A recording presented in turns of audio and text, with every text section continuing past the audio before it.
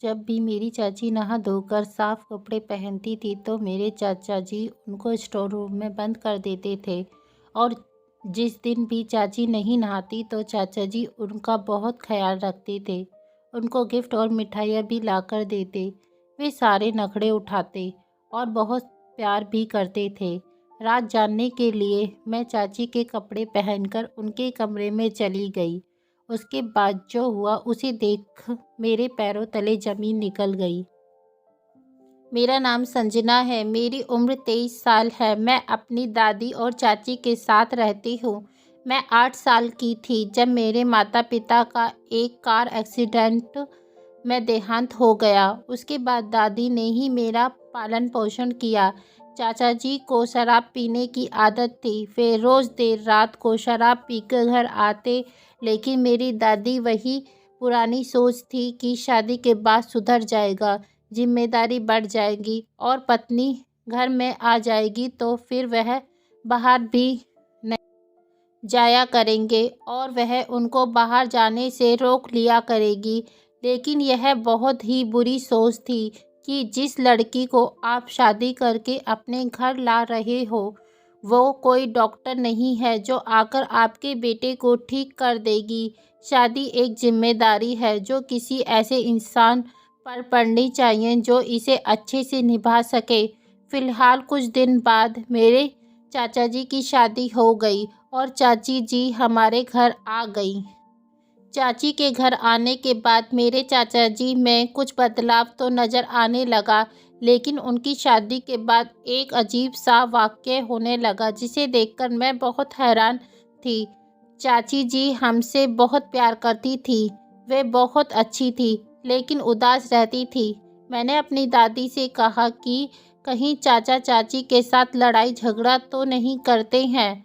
तो दादी ने मुझसे कहा, ऐसा बिल्कुल भी नहीं है, बल्कि हमारे खानदान के मर्द तो अपनी पत्नियों से बहुत प्यार करते हैं।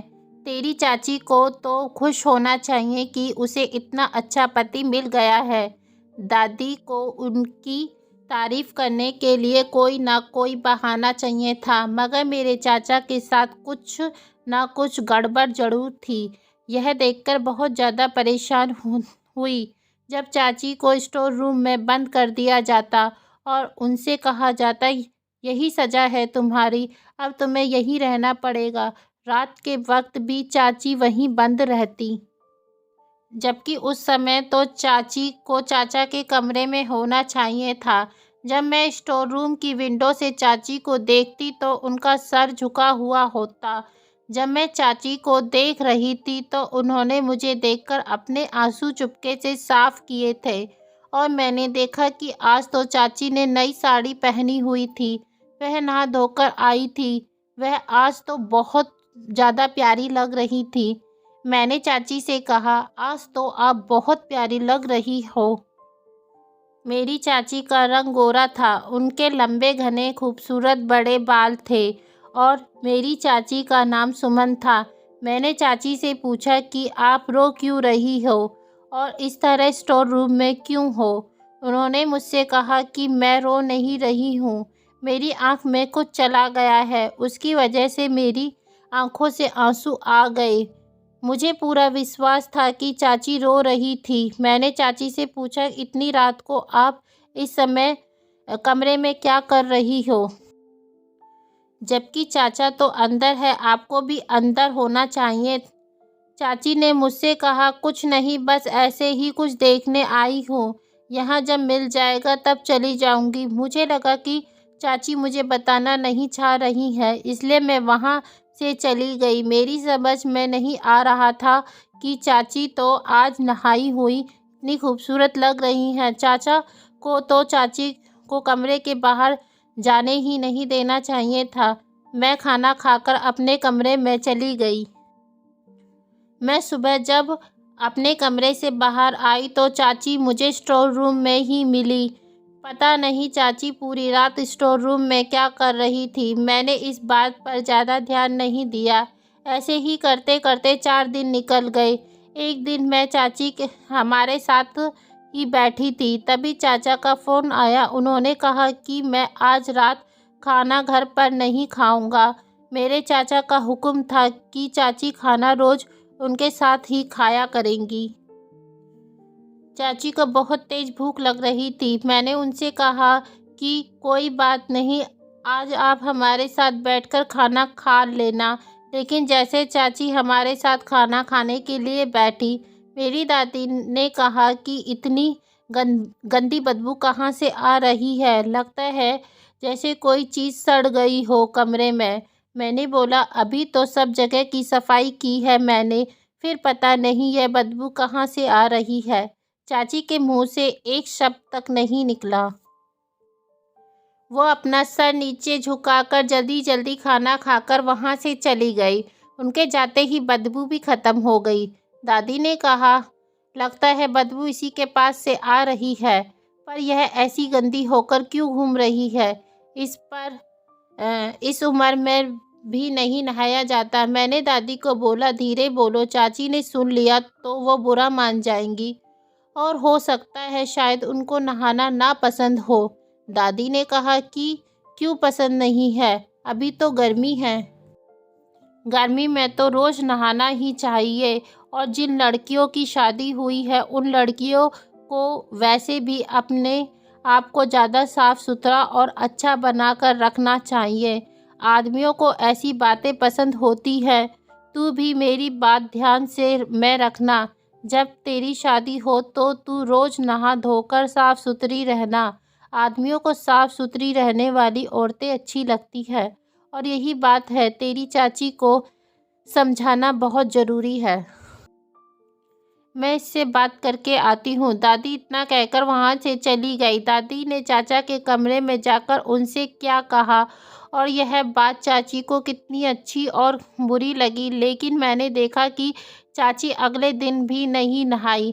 चाची को नहाए बिना आज पूरे 7 दिन हो गए थे, और सुबह सुबह मैंने देखा कि चाची के सोने की नई चैन पहन रखी थी। चाची का सारा सामान मैंने और दादी ने मिलकर ही खरीदा था, और शादी के बाद से चाची कहीं बाहर भी नहीं गई थी। इसलिए मैं चाची के पास गई और मैंने उनसे कहा कि आप ये चैन कहाँ से लाए हो?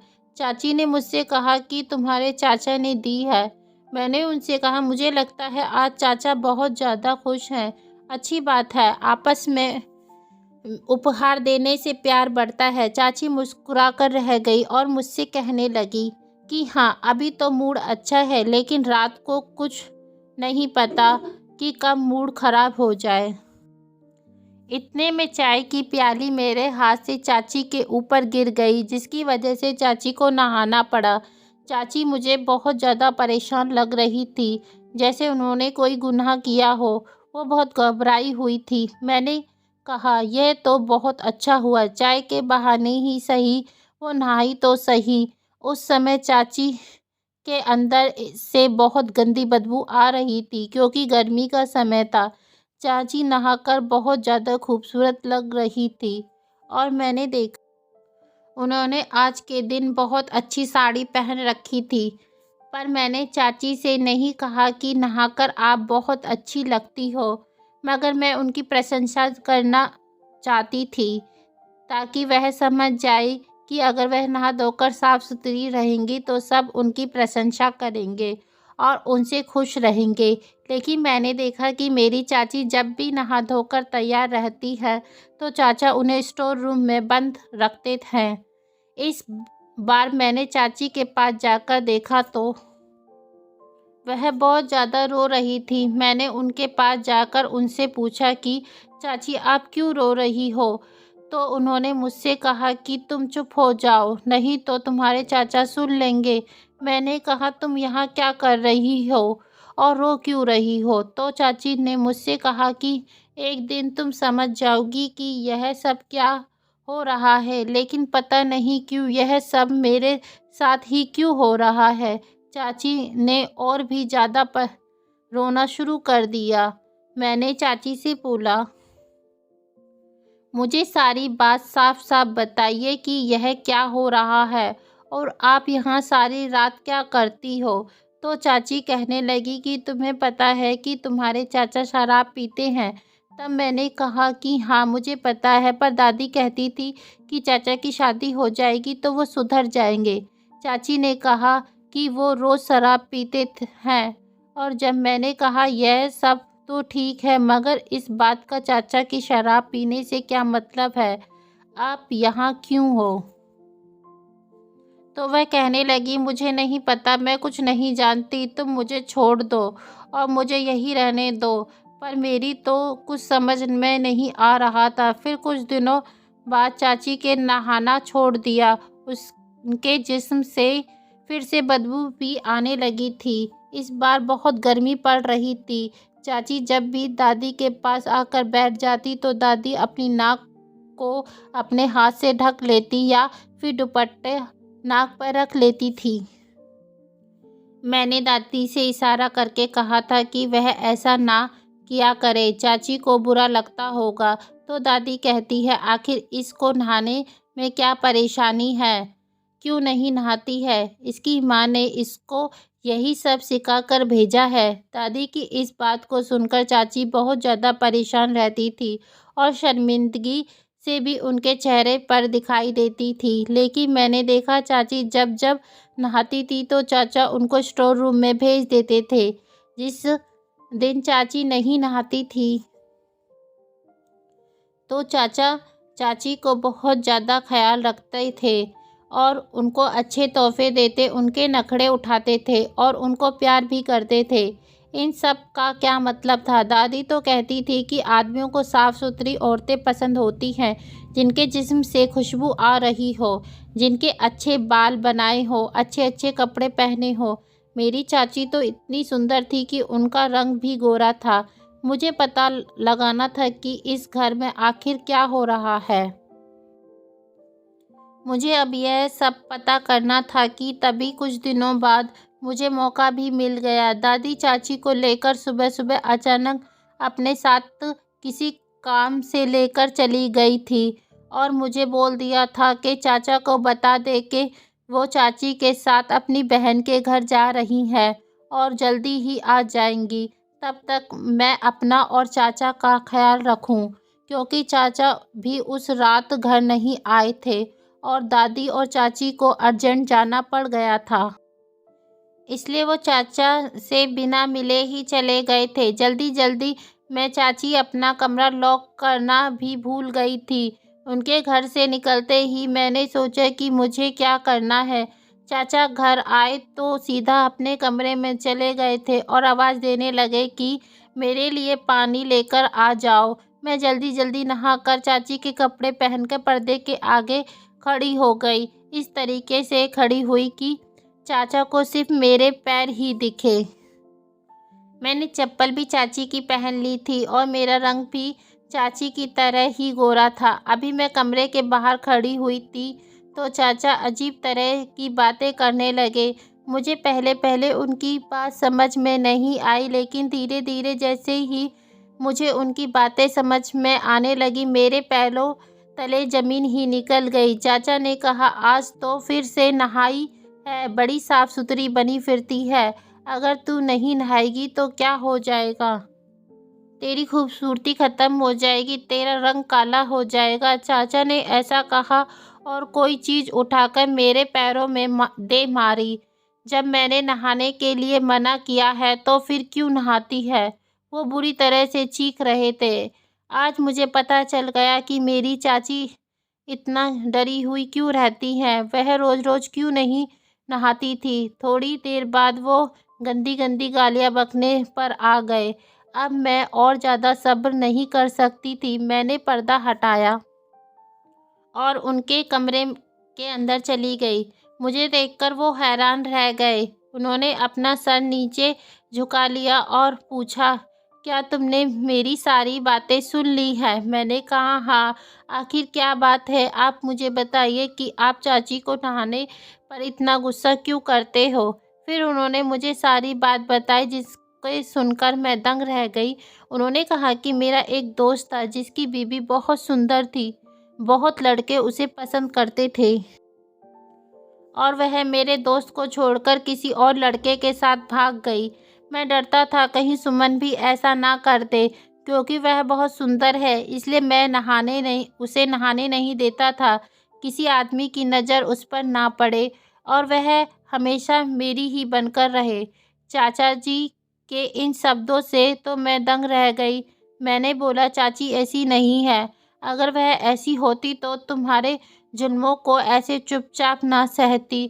तुम्हें तो शुक्रगुजार होना चाहिए कि उन्होंने अभी तक दादी को भी कुछ नहीं बताया है, जबकि वो नहाने की वजह से दादी की खरी खोटी सुनती रहती हैं।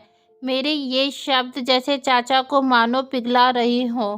उन्हें अपनी गलती का एहसास होने लगा था। उन्होंने तुरंत अपना फ़ोन निकालकर चाची को फ़ोन मिलाया और अपने किए की माफ़ी मांगने लगे। दोस्तों, उम्मीद करती हूँ आपको हमारी कहानी पसंद आई होगी। कहानी पसंद आई है तो वीडियो को लाइक करें, चैनल पर नए हैं तो चैनल को सब्सक्राइब करें ताकि मेरी आने वाली नई कहानियाँ आपको समय पर मिलती रहें।